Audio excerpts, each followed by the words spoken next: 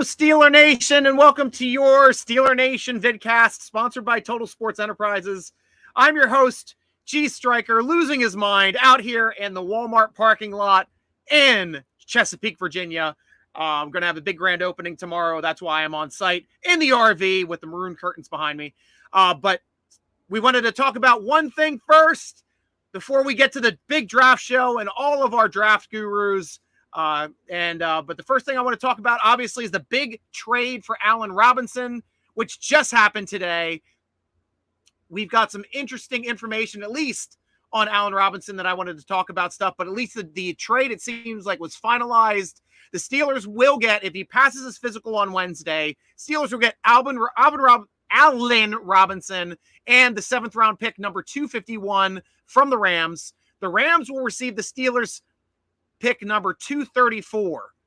Rams will pay $10.25 million of Robinson's salary, with the Steelers paying the remaining $5 million of that salary. Only $5 million on the books for this year. $15 million if he plays next year, but that is not guaranteed. Looks like they decided to guarantee this amount, but that is an absolute coup for the Steelers just to swap 7th rounders and get a starting caliber big slot receiver, number 3 receiver, veteran receiver who can do a lot of stuff. Last year, obviously, he played a third of the snaps for the Rams out of the slot. That's where he's going to be expected to play with the Steelers, with Deontay Johnson playing the X on the outside, other outside being George Pickens. But it looks like he could come in and play in a pinch at both of those spots as well, as he is a savvy veteran. Was a Pro Bowler his sophomore season back in 2015 with the Jaguars, where he had 1,400 yards receiving, 14 touchdowns. Also had some great seasons in 2019 with 1,147 yards off of 98 catches with 7 touchdowns. And then in 2020 as well with another 102 receptions for 1,250 yards, 6 touchdowns. Had some injuries the last couple seasons. Most recently, this past season, when he missed the last 7 games with a foot injury, which required a screw to repair. That is what the Steelers team doctors are going to be looking at there at UPMC to make sure that that foot is healed and he's ready to get back out here on the field and be a big part of this new Steeler offense, which I'm really excited to see how he's going to work into this new Matt Canada offense. And hopefully we have it up and running and humming here for Kenny Pickett coming up. But now, it is time for the draft show, Steeler Nation.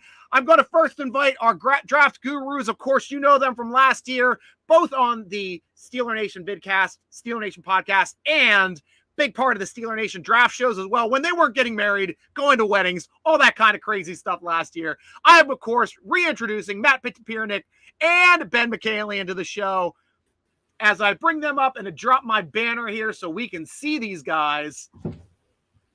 Welcome to the show, guys. Hey, Ben. Hey, Matt. How you doing? Good. I'm excited, Stryker. How are you?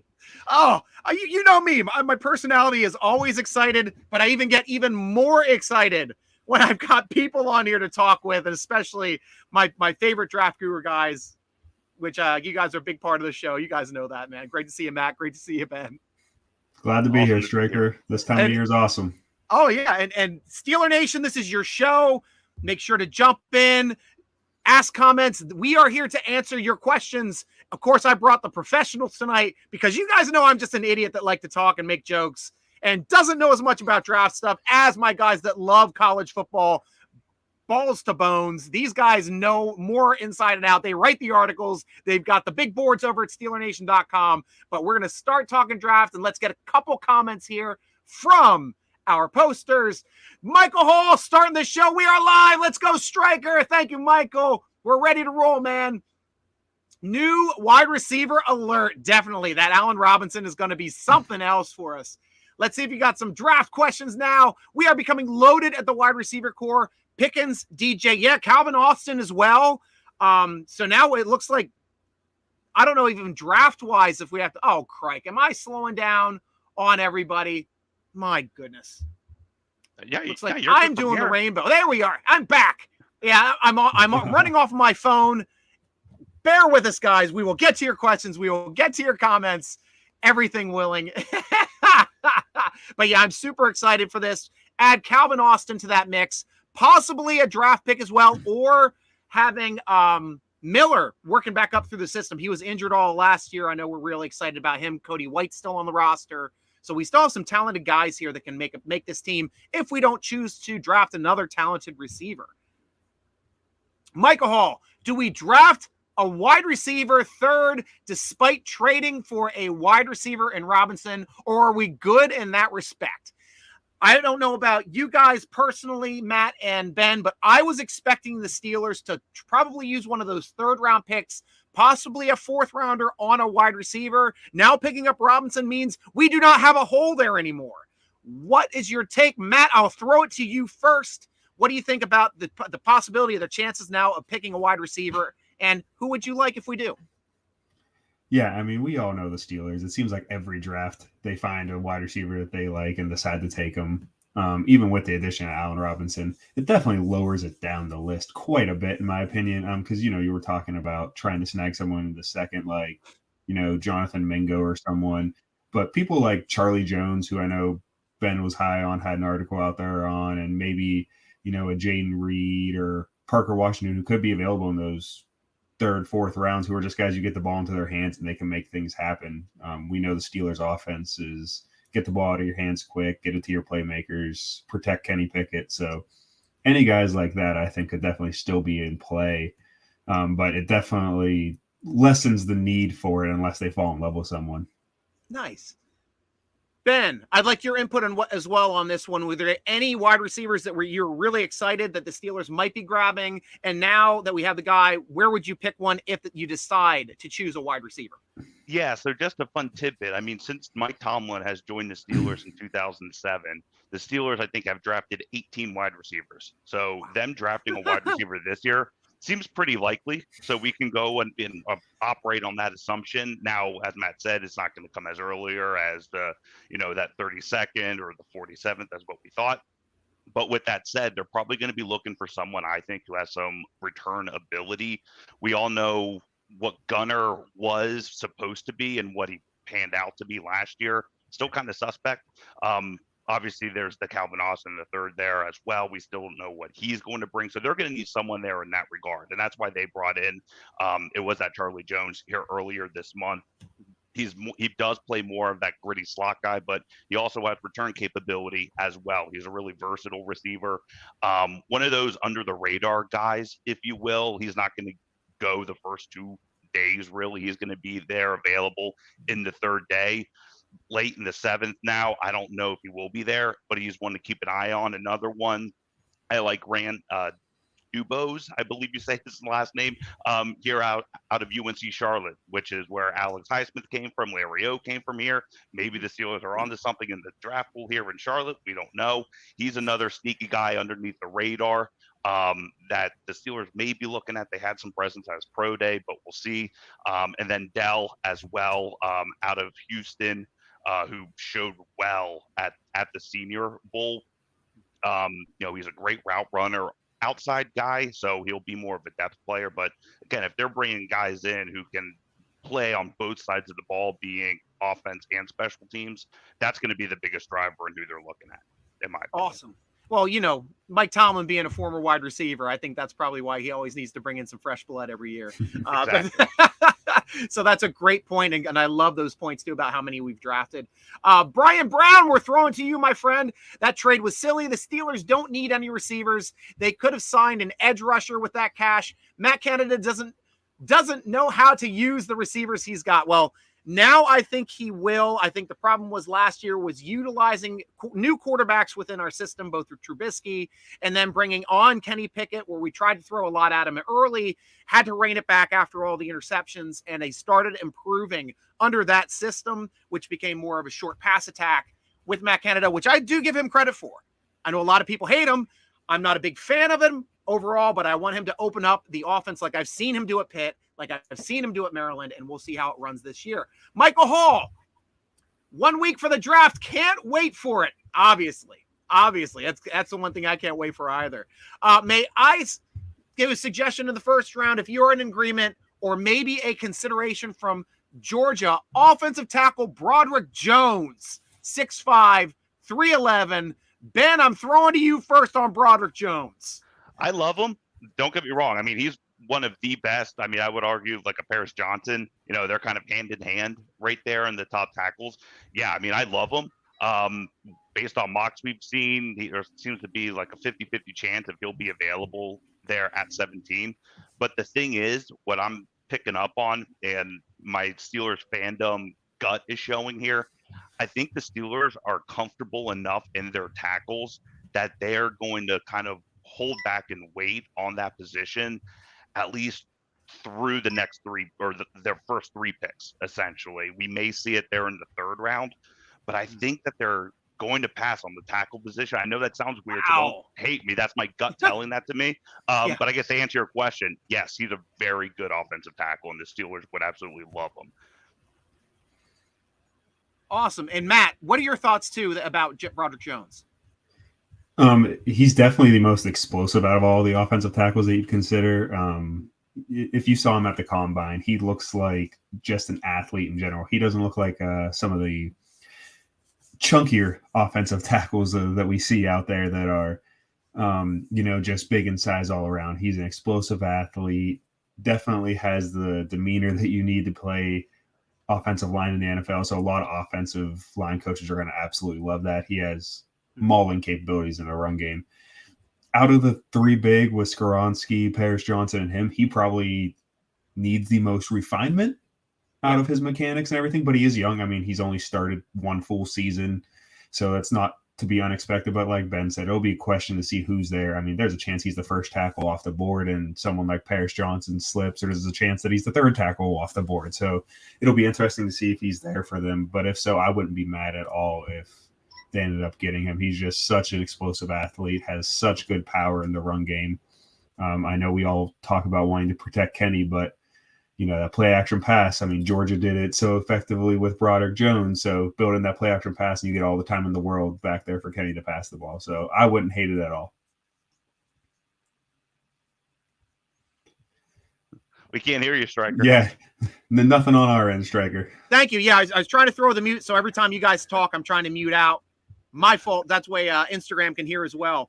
We have the draft show Instagram. We got Matt Papiernik and Ben Michaelian on the air currently right now. If you guys want to go over to youtube.com, be able to hear them a little better. But I'm taking your questions. If you want to ask us questions about the draft, I will be taking them right here and be asking them directly. And hopefully you can hear them directly. And if not, jump over to YouTube/Steeler Nation, be able to watch this draft show directly from there as well and hear everybody much easier that way.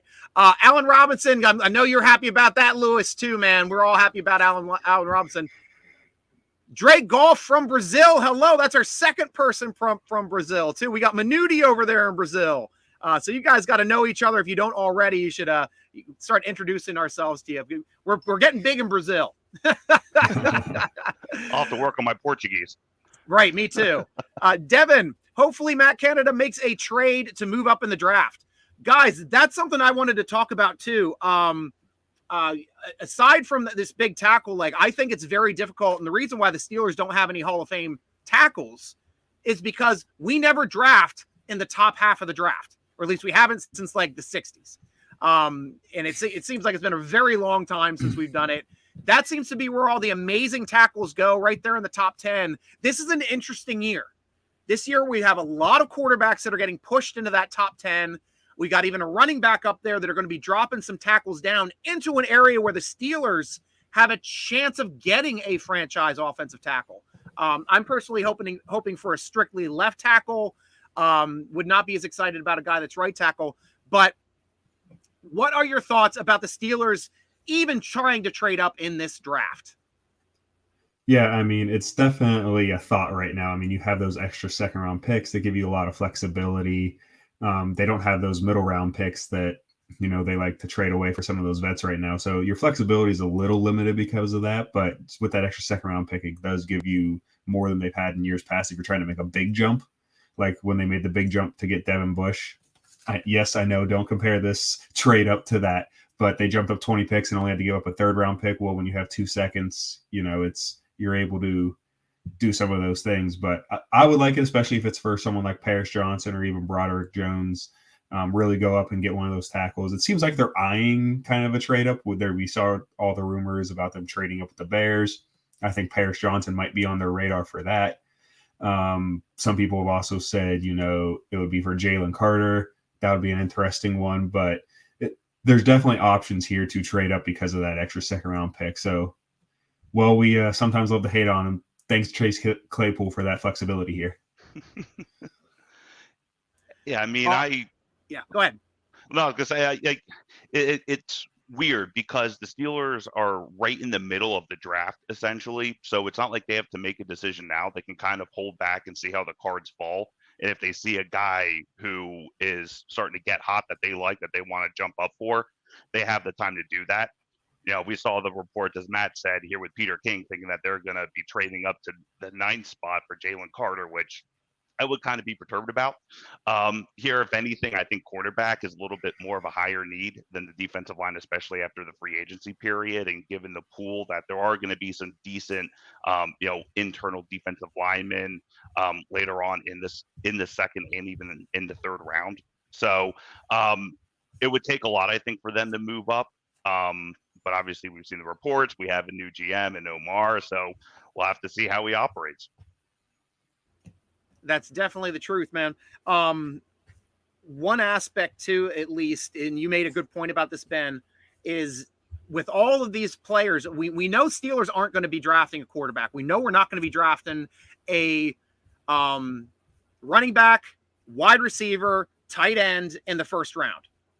And at least at that 17th spot, not an interior offensive lineman as well. So to me, like offensive tackle is really the only spot, but corner is another elite spot. That usually the best corners are going to be going top 10.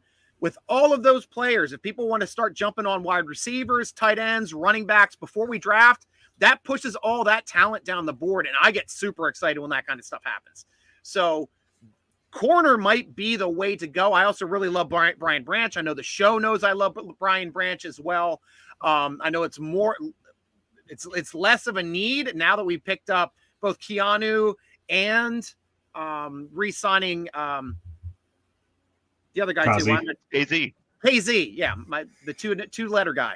Yeah. So, but I'm super excited about both of those guys coming back as well. But I just love the athleticism of Branch. I think it can add a new dimension to this offense. I think it can also help out an inside linebacker. I think it could also help out maybe as being the starting slot corner. I'm sorry, in his rookie season, which would be something that would really improve this defense because. Don't get me wrong, but that slot corner spot just is not humming since we have lost Mike Hilton. So that's an area that I'd really like to see the Steelers improve as well. Going to questions here. Don't get me wrong.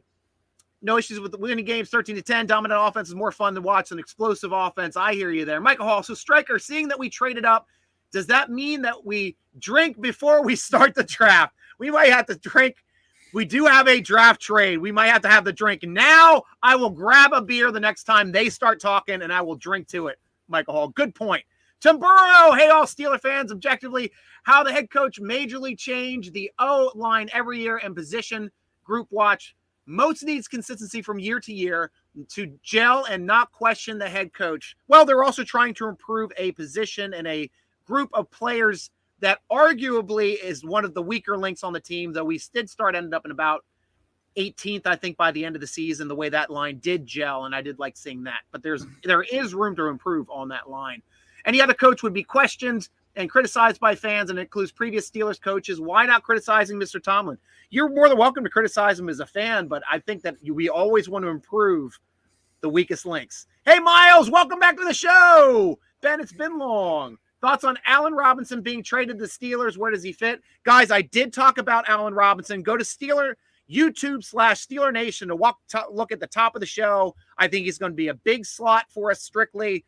Maybe come in as a backup if injuries happen to Deontay Johnson or to George Pickens.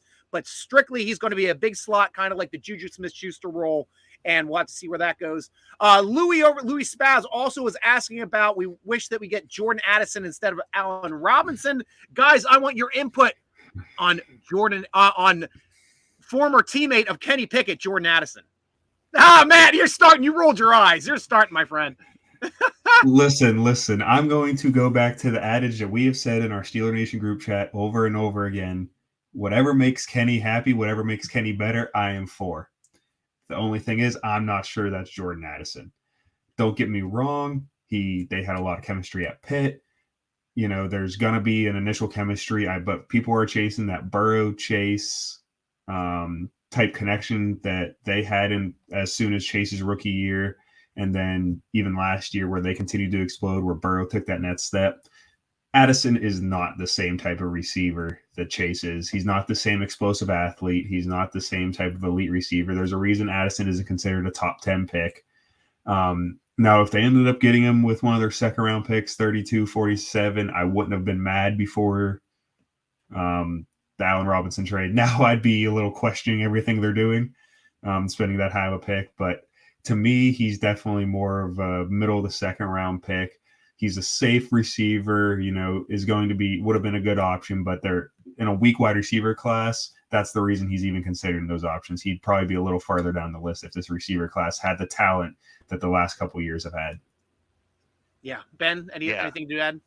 Yeah, I mean, I don't think that we would even be talking about him if he didn't already play with Kenny Pickett here, quite honestly. The only reason why we're talking about him is because of that connection. But, I mean, they have a year separated. He's coming off an injury that he missed the entire end of his season here as a part of that. And, I mean, in that same breath, I would be looking at Zay Flowers out of Boston College over him. I'd be looking at Josh Downs here out of UNC over him. I can name some other names that would be a better fit in a more reasonable spot in the draft.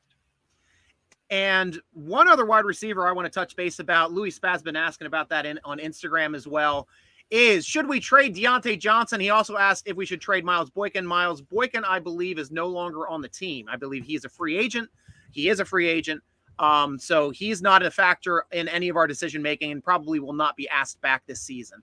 But what are your thoughts of trading Deontay Johnson just quickly say, if you would trade Deontay Johnson, what pick or what round would you consider the trade? No, I wouldn't. Just straight up. If we were, it would be for probably a bad team with the second round pick. So early second round, I think, would be the most reasonable. Matt? Yeah, I definitely think you could probably get a little more for him in this draft than most years because the wide receiver class is so weak. So that would be one benefit. But you don't trade away your number one wide receiver. Yes, he is still the number one in this offense. For all of you that are going to say Pickens, Pickens is not the number one right now. It's still Deontay. It's still Kenny's go-to target. You don't take that away from Kenny in year two. You don't take away his number one target on most plays. You don't do that. That hurts Kenny's development. And then also think of it this way. The way I consider Jordan Addison, his ceiling is Deontay Johnson. So think of it that way. So you're essentially would be trading away Deontay Johnson to get someone like Jordan Addison who you hope turns into Deontay Johnson. Exactly. So I'm not for trading him. Granted, you could probably get a little more for him this year specifically, but I'm a fan of keeping him. He's still under contract reasonably for 2 more years. So let him and Kenny gel, and then you can make that decision whether to pay him more or Pickens more because both of them will be up for a contract about the same time. Great. Michael Hall's asking, Branch or Battle for safety position? I know mine. I'm a big Branch guy. I've been pushing Branch since February, and that was before we re-signed our safeties. Still love his athleticism, ability to play 3 positions. I want to hear what you think about these 2 guys film-wise and who you like best and who you would like to take in the draft. Ben, I'll start with you. I like Branch. Right there with you, Striker. I mean, the dude played for arguably one of the best programs, in America.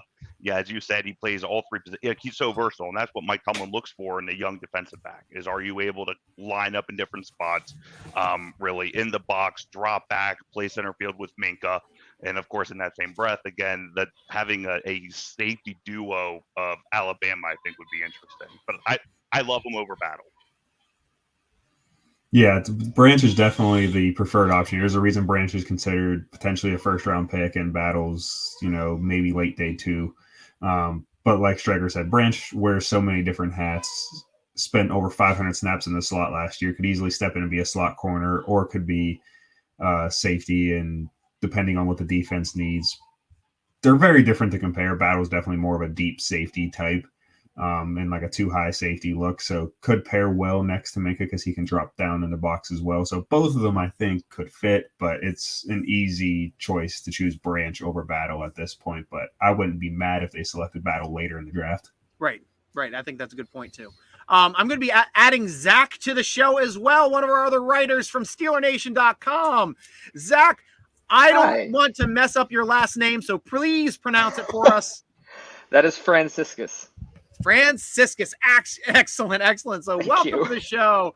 As you know, we're talking about the draft, guys. Now we have the quad box up for anybody that wants to talk. And then once we get LeeAnn, if she joins the show, then I'm sure we're going to be saying goodbye to a couple people so we can at least see the rest of the stuff that's going on. Got a really interesting question here that I want to talk about. And Robertson Borough, this is the draft show. So if you have any draft questions, that's what we're going to be talking about tonight. Put up your draft stuff and we'll start talking about that. Miles Pressgraves, if we trade up with the Bears, who are we taking? Gonzalez or Carter? I love this post. Zac, I'm going to put you on the spot since you're back on the show. Who would you take, Gonzalez or Carter?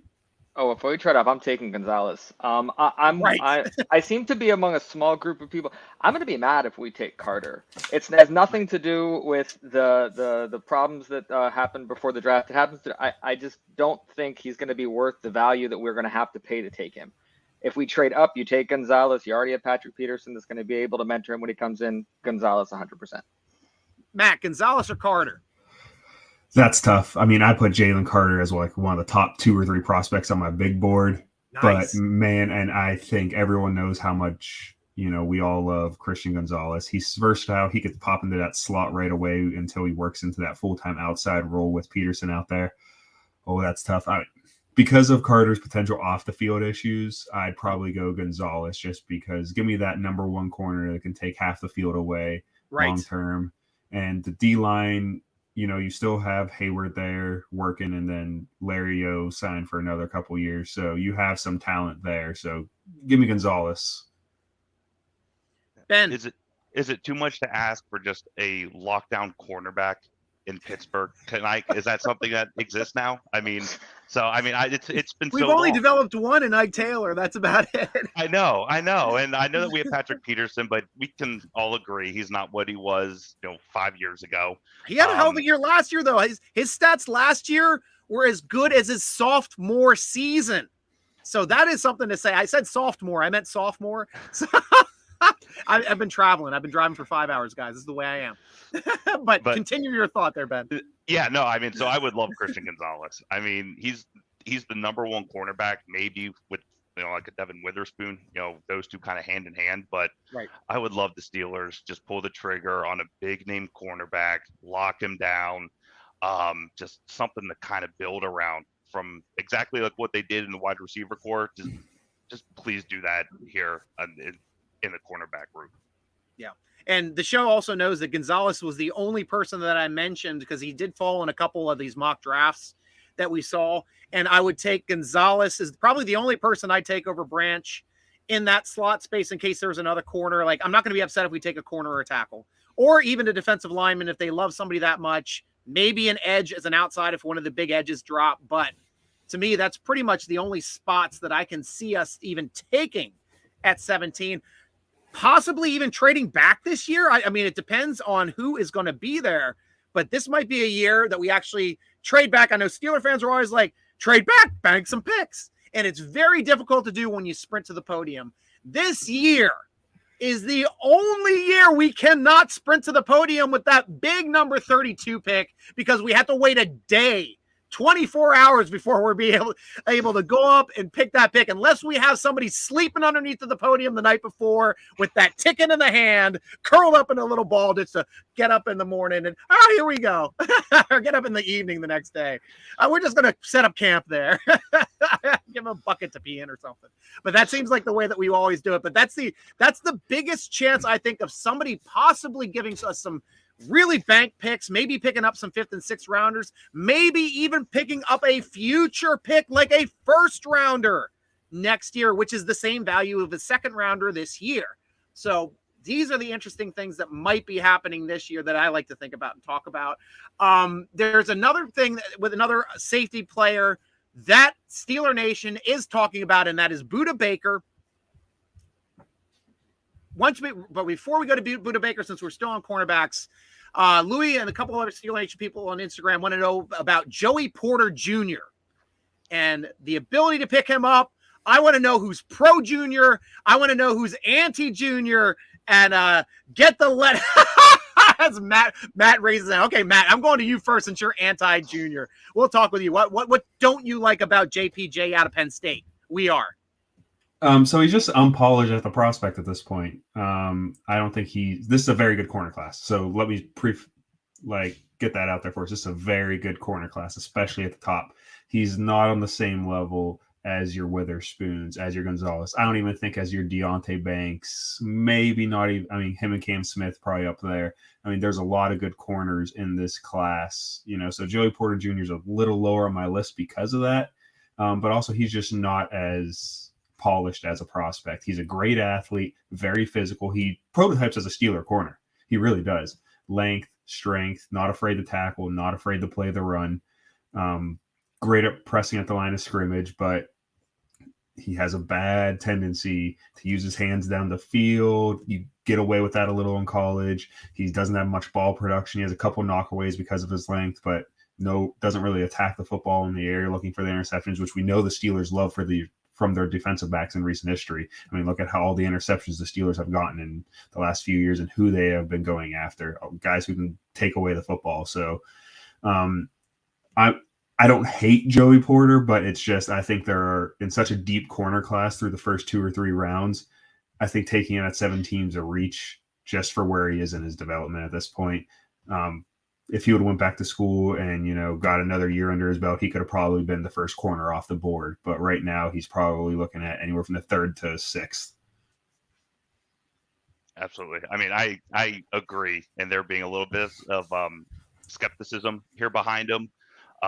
He doesn't really have good ball skills. I know we can argue, well, yeah, that's why he plays defense, not offense, but it still remains. I mean, the NFL now is a league of, you got to produce takeaways. You got to make those splash plays on defense in order to change the tide of a game. He still can't do that. And he too, I mean, as Matt alluded to, he gets a little handsy downfield. He also gets really aggressive on play actions and misdirection plays. And again, in the Big Ten, he could get away with that. But in the AFC North against, the Bengals offense, for example, he's going to get exposed. So, yeah, and as Matt said, I mean, I can list a lot. I mean, I love Julius Brents. I would even place him over Joey Porter Jr., especially within how the Steelers play defense. He's one that's sneaking up on a lot of boards, but I think Joey Porter, if he was named John Smith, would be looking at someone else. Zach, what you thinking? You hit I was waiting for someone to bring that up, just like we said with Addison. If his name was not Joey Porter Jr., when you're scrolling down, you wouldn't stop and say, "Oh my God, it's the Joey Porter name that gets out there." I agree with everything you said. These grabbiness, I don't like. If he goes up against someone like Chase, he's going to get 5 interference penalties a game, and it's not something I'm wanting. So I'm not anti, but I can't see him taken high, and we better not trade up for him. I'll say that. Well, at least from the aspect of why people are talking about him in the first round, people do love his size to speed ratio. He's a very big corner. He runs a 4.4. I mean, just on the metrics ago, plus he has a Hall of Fame father as a pedigree. And I'm telling you, Joey Porter is a Hall of Famer, especially putting up 17 sacks, 16 sacks in the following seasons when he left us and went down to the Miami. So I think he has over 100 sacks in his career.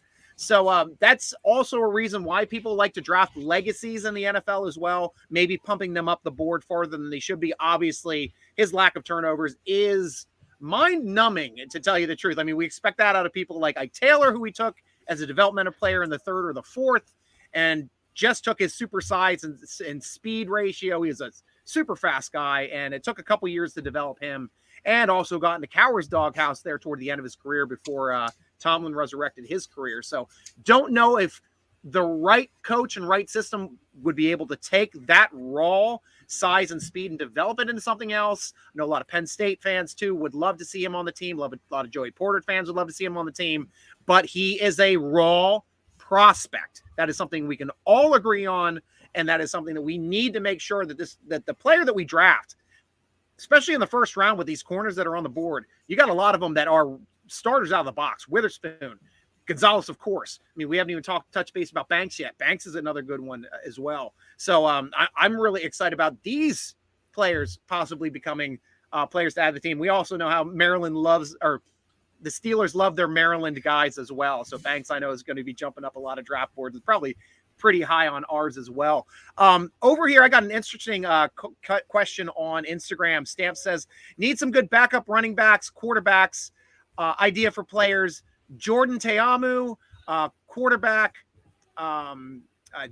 Eric King, quarterback Abram Smith, running back currently playing in the XFL for the DC Defenders. Oh, that would be a nice one too. And I'm from DC. I do like the Defenders as well. Guys, your thoughts on backup corner, backup quarterback, also, defensive player that we're looking. We'll stick with running back and quarterback right now for this question. Zach, going to you first. I really don't want us to even be looking at running back. I think we're okay at that. Mm-hmm. I don't see any need for that. As far as quarterback, I think you mentioned it. I would be fine with one of the 7th round picks being thrown at a quarterback for that, simply because we need him, as long as we don't kick him off of our roster before the season begins like we did last year. Honestly, with those two, I don't really have anybody specific because I don't want us to be looking too hard at anybody. Yeah, that's funny.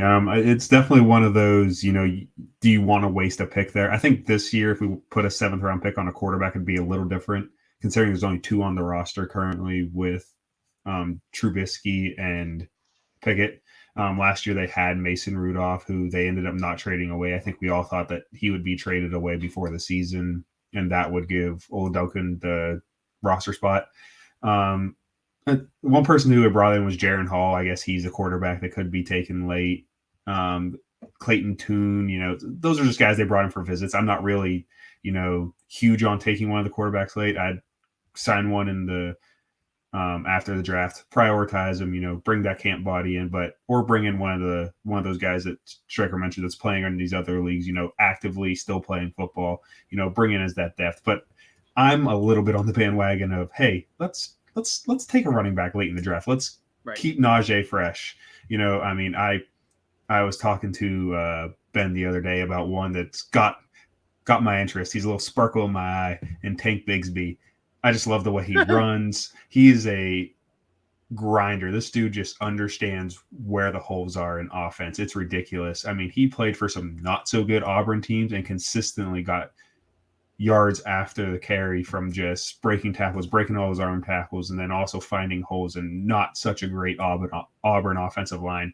He probably wouldn't be in a range that most people would be happy taking a running back if you're a Steelers fan, because he's probably more of a 3rd round pick. I wouldn't spend 80 on a running back if, I was running the team, but he's the one that just, the little sparkle in my eye. I'm like, he would have a special place in my heart if they ended up with him. But maybe someone like Eric Gray later, who, has that 3-down capability, a little more speedy than, Warren is out of the backfield, to give that just a little bit of compliment. But it'll be interesting to see how they attack those 2 positions.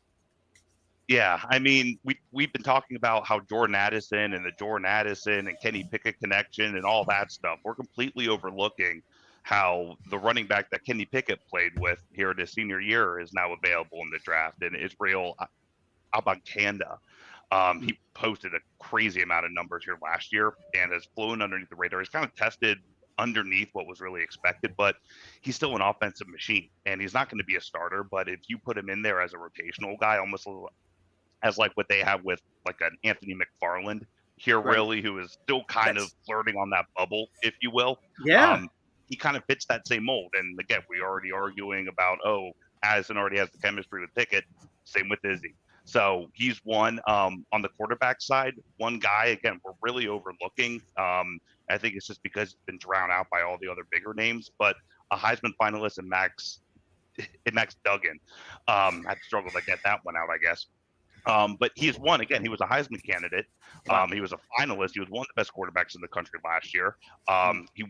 He took his team into the championship game, and he's going to be available later. He's not going to be a starter, but as a 3rd string guy, he's mobile. He's that situational mobile quarterback that Tomlin likes.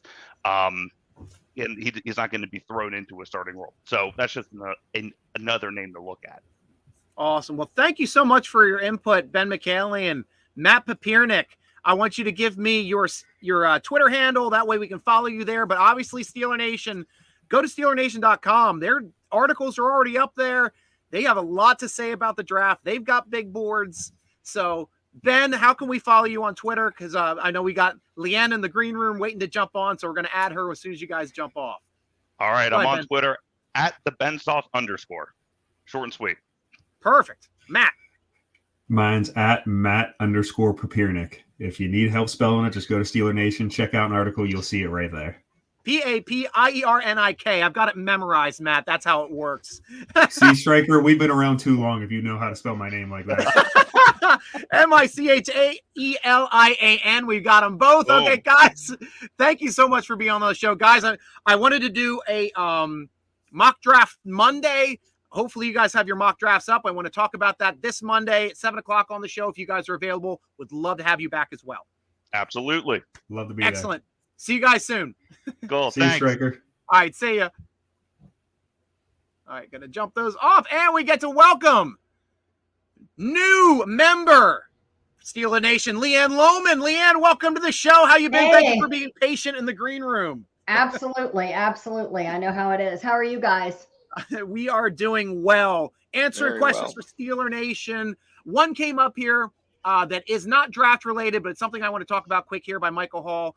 Hearing that Budda Baker is a potential landing spot for Pitt.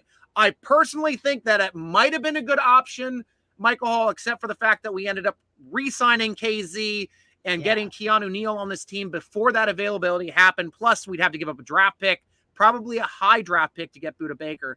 I personally don't see it happening. I don't know if any of you guys disagree with me. No, Mike Tomlin loved him some Budda Baker. You know, that Right. went round the circuit back in the day. So, I mean, I would have said that it wasn't outside of the realm of possibility until you're, like you said, we did all of those things. And now I don't think there's much chance that would happen at this late date. Right. Yeah, I agree at this point, because we pretty much are saying, okay, we're going to take Budda over Christian Gonzalez. We're going to take Budda over. It's Right. the draft pick we're going to give up to take Budda. It's not worth it. I want that, like you said, the shutdown corner from the draft. I want that guy Right. rather than Budda. So Right. Yeah. Question over here from Instagram. Manuti's asking, do you grab Van Ness at 17? He says Van Ness or Porter, but we talked about Porter before. I want to talk about Van Ness strictly. I suppose he's the big edge rusher. Want to know your thoughts, LeeAnn? I'm going to throw to you first and get your opinions on Van Ness. Unless you're actually, we'll go to Zach first. We'll get you set. Yeah, you can go to Zach first. Zach, go ahead. Tell me your opinion on Van Ness. I love Van Ness as an edge rusher, and I think it's reasonable to think about him being there, because I've seen a lot of people talk about Tyree Wilson, and he's going to be one of those people we're going to have to draft up for. So if Van Ness is there, it honestly, it seems like I can't take that within the small microcosm he's asking, because it depends on who else is there. If you just asking, do I want Van Ness at 17? No. There are a lot of other players I would want at 17 other than Van Ness. If we get to that point, and for some reason top half of the draft is really emaciated our draft board, Van Ness might turn out to be gold. So right off the bat, I would not prefer him there. But if their situation occurs, wonderful addition. I'm not going to complain. Yeah. I mean, I sort of agree. I think that, it depends on who's still there. If he's the best pick available, or if he's the best pick within reason for what we need, then I think he's a great prospect. He's got a lot of talent, and I like the kid, but I don't know. I wouldn't move up for him necessarily. And, that makes me nervous. You hear all these people talking, they have their like little guy that they love, and they want the Steelers to trade up for him and go get him. And this is a name that comes up quite a bit for that. And I just don't think he's such a need for us that we need to move up to get him. If he was still available at 17, I think it's a solid pickup that it's hard to argue with. Great. Personally, I don't have as much opinion on Van Ness. I know he's somebody that could be a possibility on draft day, just depending on how it goes. Bobby's asking here about Steven Benson. I'm not familiar with the name. Do not know if that's a first rounder. Do not know if it's later, because obviously I'm a show host. I have fun. I add flavor to the shows as opposed to expertise. But seeing if you guys know anything about. Oh, so that's the DB out of, Yeah. Out of Culver Stockton. Wow, he's out of a small school. If we're going to take him, it's got maybe 32, but it's I would say second day minimum. I'd say third, fourth round. Yeah, he's a later draft guy.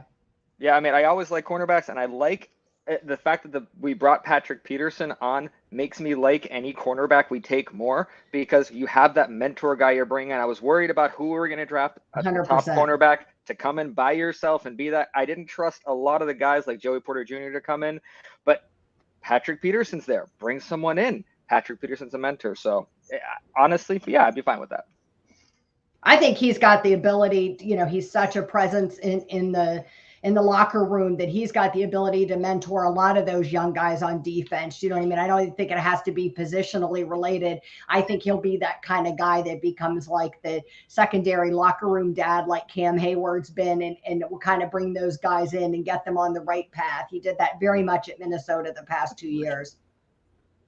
Nice. Historically, if the Steelers trade up, it would normally be in the second round, not the first, which trade would be more likely to go down, Stryker suggests, and you get more draft picks. And as I've said on multiple shows, you know that, Robert, that 32 pick is going to be a very valuable pick this year. A lot of teams are going to be sitting around, missing out on their guy in the first round, rubbing their hands and being like, maybe we can trade with the Steelers and get something good. And to me, the only way I see the Steelers trading out of that pick, if they don't see like a high caliber first rounder that they really want to grab, is they're going to be banking hopefully for a future first rounder and swapping second round picks, because a future first rounder is worth a second rounder, and someone may be desperate enough to do that, to make that move. And that's, to me, for draft capital, crazy things that happen. It's like trying to get the first pick in the first round. People will give up anything for that first pick in the first round.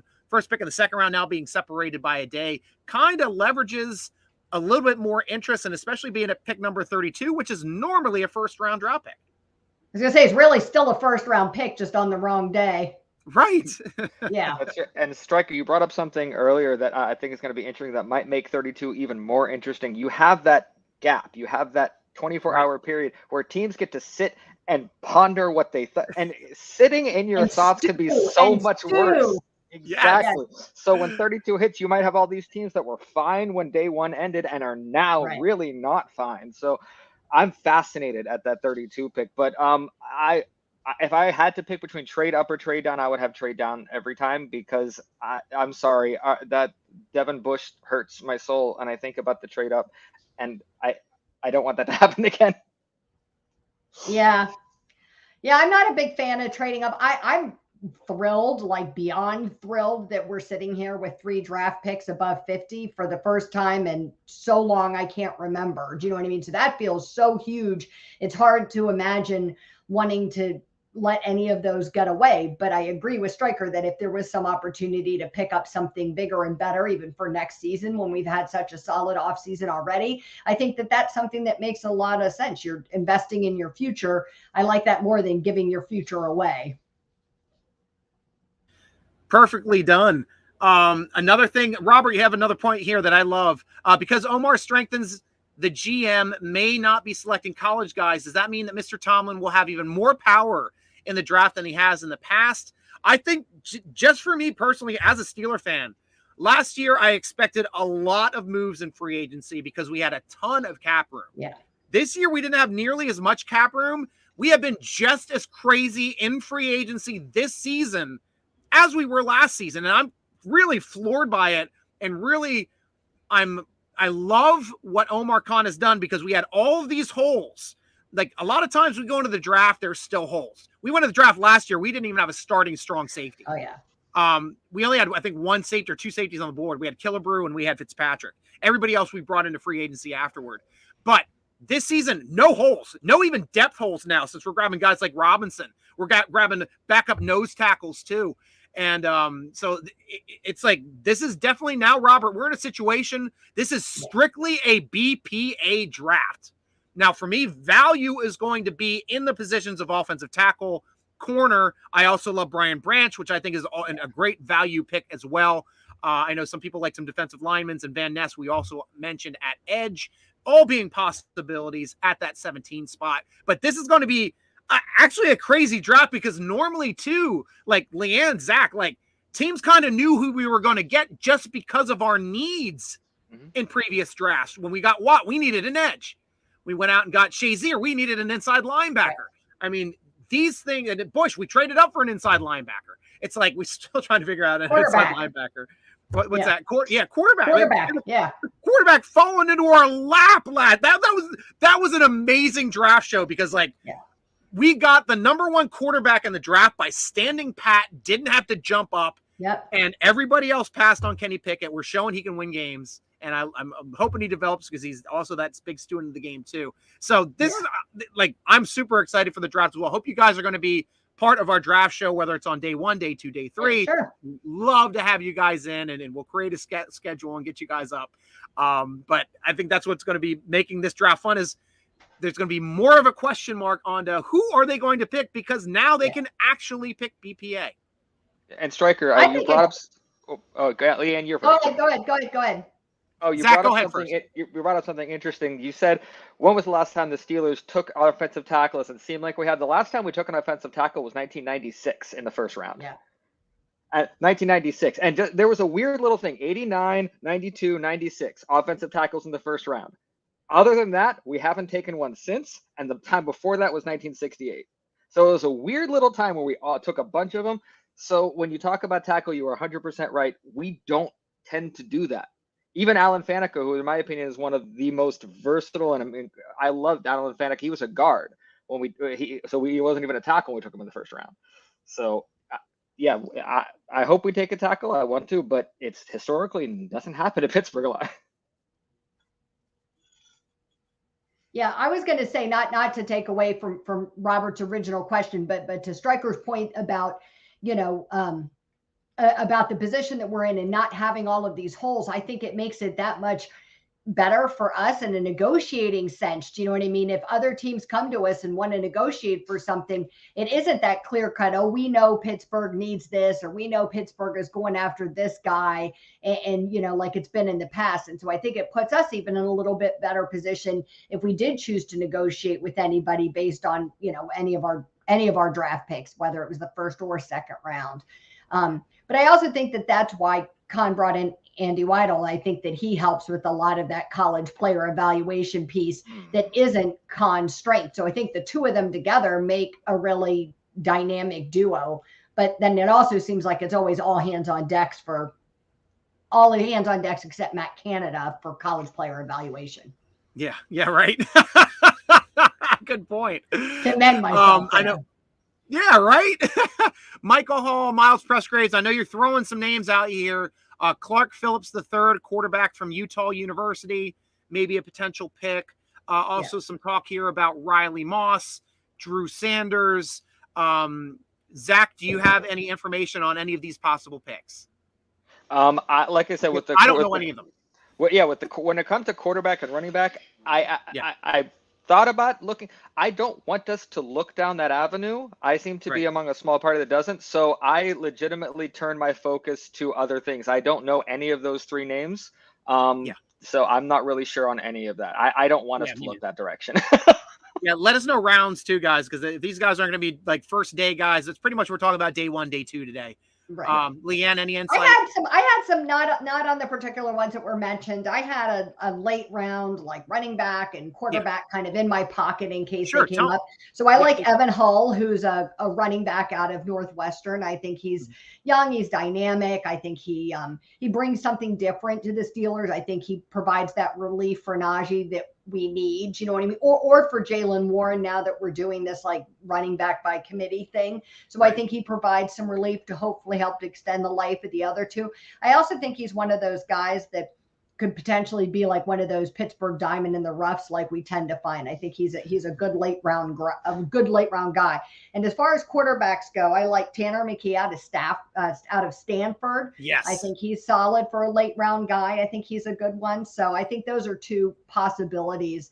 Like Zac, I don't want to see us drafting a running back or a quarterback like anywhere in the first half of the draft. That would be a travesty. We have actual needs that we really need, and don't need to be looking at those two positions right now.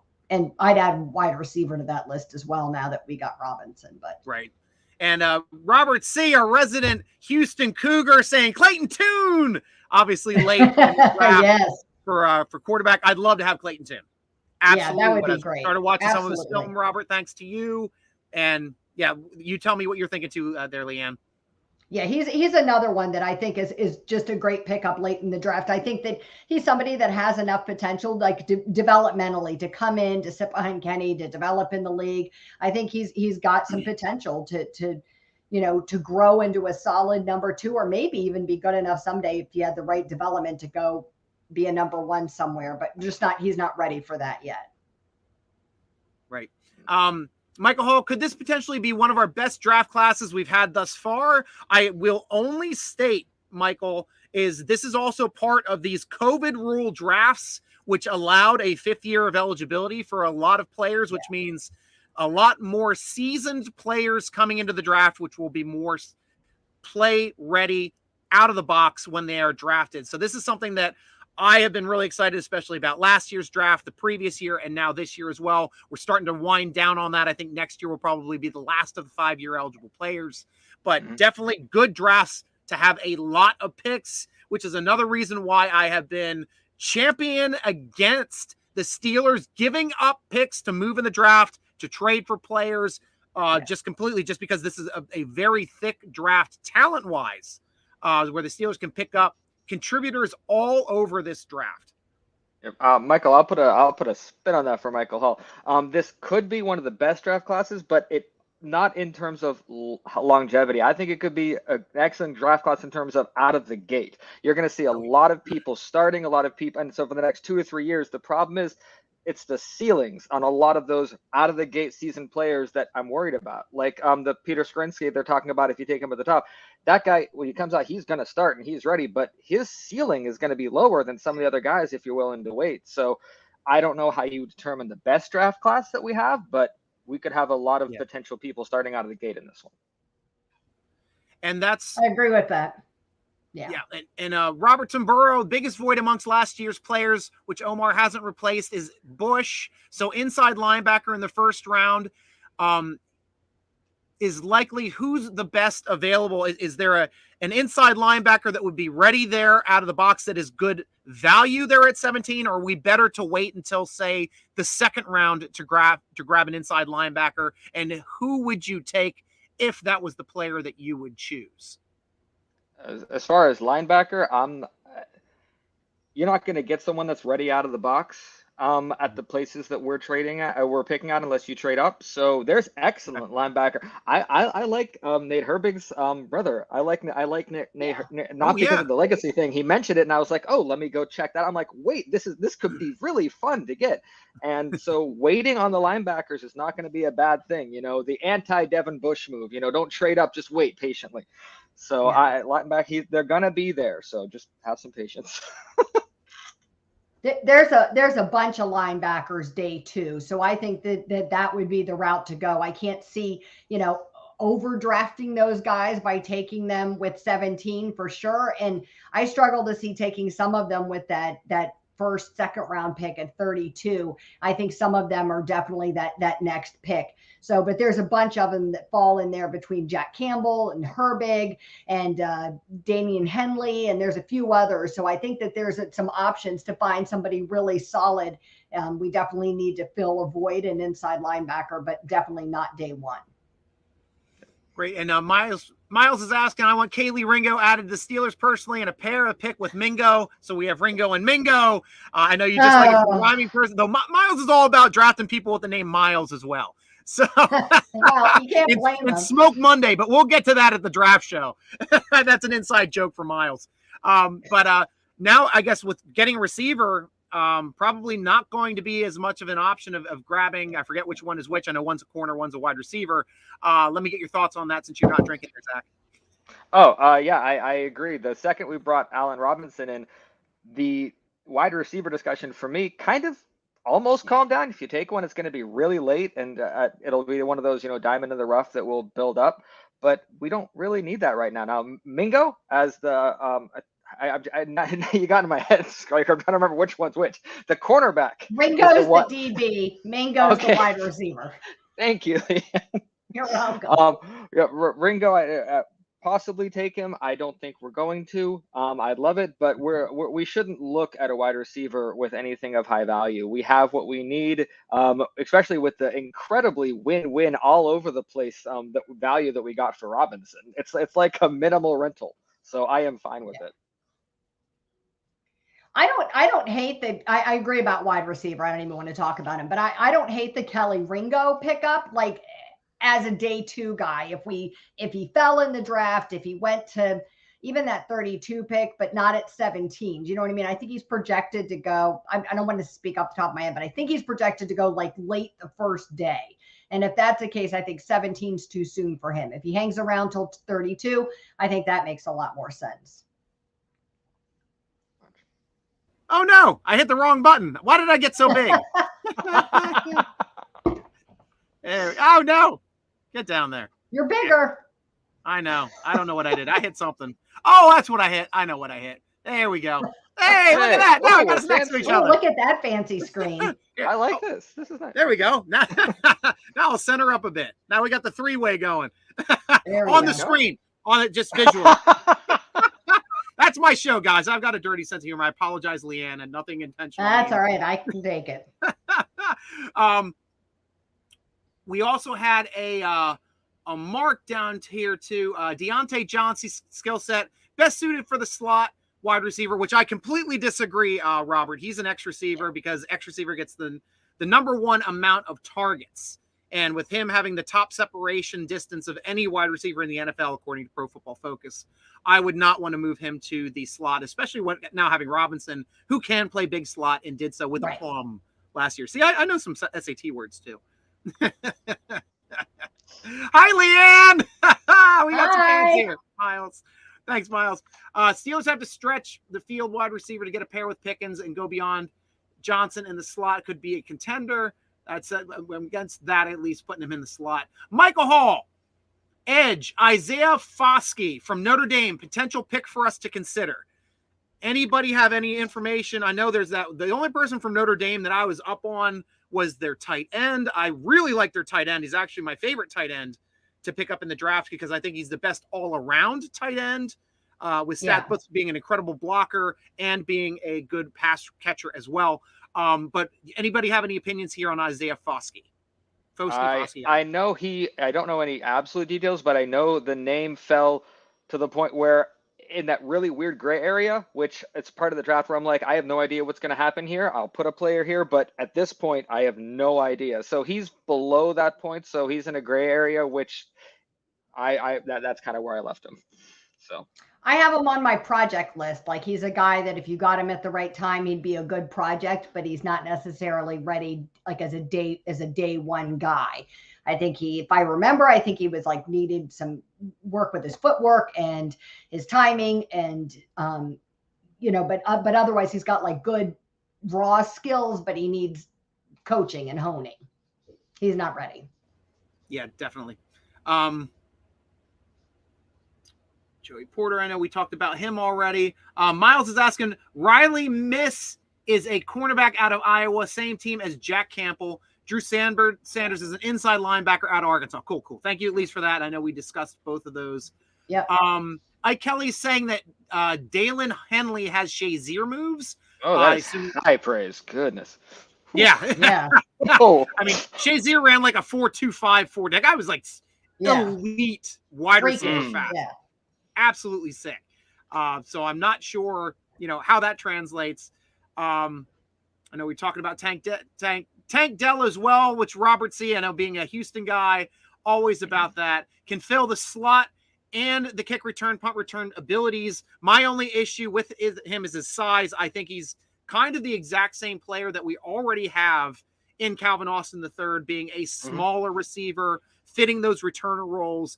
I'm not super high on that side speed ratio having any longevity because them taking hits from bigger, faster players tends to lower down their durability in the NFL.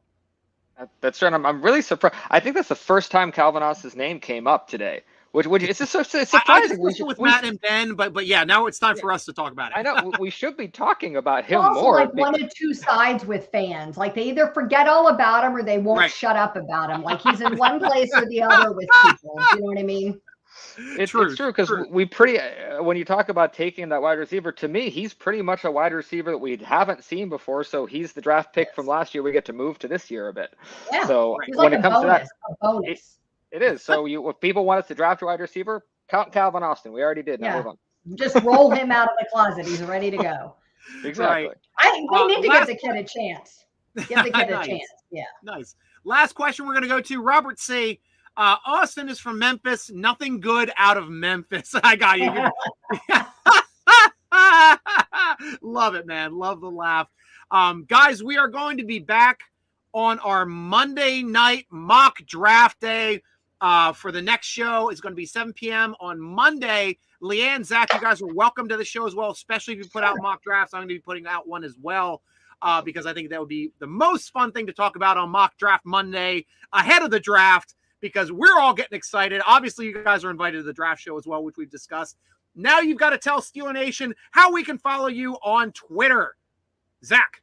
I am at Black and Gold Cats. At Black and Gold Cats. LeeAnn. At Hollywood Lowman. At Hollywood Lowman. Lowman. Don't spell it wrong. She's got it going on. Love the show, guys and gal. Thanks so much, Striker. Robert. Thank you all, Steeler Nation, both Instagram, YouTube as well. I'm sorry, we're having issues with Facebook. We couldn't get that up for some reason, but hopefully we will have that up for Mock Draft Monday and the draft show because that's the stuff that's coming off. So thank you once again, guys. And Steeler Nation, that is all the time we have here on the Steeler Nation Draft Show, sponsored by Total Sports Enterprises. Be sure to come over and watch and read these great articles by Zac, by LeeAnn, over at SteelerNation.com. The draft is ramping up. We got all the big stuff coming up, obviously, for this week, because next week is the draft. Woo! I can't wait. So guys, follow us on Twitter at Steeler Nation, Instagram and Facebook at SteelerNation.com. And you can follow me on all of the grams and tweets and tickety talks at SN.Striker. Striker spelled with a Y. Why? Because I'm crazy for the Steelers. That's all the time we have on the Steeler Nation Vidcast, sponsored by Total Sports Enterprises. I'm your host, G.STryker, with Zac, with LeeAnn, rooting along with you as always. Go Steelers! Go Steelers! Yeah.